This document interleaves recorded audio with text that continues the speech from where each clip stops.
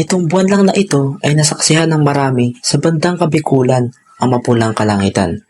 Masamang pangitain nga kaya ito?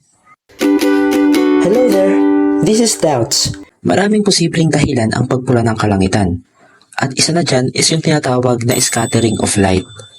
Ang ating atmosphere ay binubuo ng maliliit na particles like nitrogen, oxygen, and other gases. Kaya sa tuwing nagtatravel yung sunlight papunta sa Earth, ay tumatama ito sa mga particles na yon, dahilan ng pag-i-scatter nito. And that's the reason why the sky has colors. Most commonly is blue. Madalas na blue ang kulay ng kalangitan dahil kung titignan natin sa spectrum, blue and violet have shorter wavelengths compared to other colors. Kaya mas madali itong mag-scatter sa atmosphere. At kung papansin nyo naman, sa tuwing pasikat o palubog ang araw, medyo reddish or orange yung kulay ng kalangitan. Bakit naman kaya ganun? You see, at sunrise and sunset, the angles of the sun is low. Kaya yung light ay nagtatravel sa thickest part ng atmosphere. At i-recall ko lang na nauunang mag-scatter yung may shorter na wavelength, which is yung blue and violet, leaving red, orange, and yellow that has longer wavelength. At yun ang dahilan kaya reddish ang kalangitan kapag pasikat o palubog yung araw. Isa rin sa nagko-contribute sa pagpula ng kalangitan is yung tinatawag na pressure system. Kung nanood kayo ng balita sa News 5, pinaliwanag doon yung dahilan ng pagpula ng kalangitan sa Bicol. Sinabi doon na dahilan daw ito ng high pressure at ito ay magandang sign kasi high atmospheric pressure indicates a calm weather.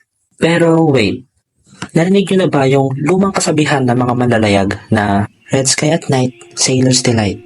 Red sky in the morning, sailors take warning. Sabi dito pagka mapula daw yung kalangitan na palubog ang araw, magandang sinyalis daw yun. Na maganda at kalmado daw yung weather na paparating. Pero pagka mapula ang kalangitan na pasikat ang araw, masamang pangitain daw ito. Dahil posibleng may paparating na masamang panahon. Reliable kaya tong information na to?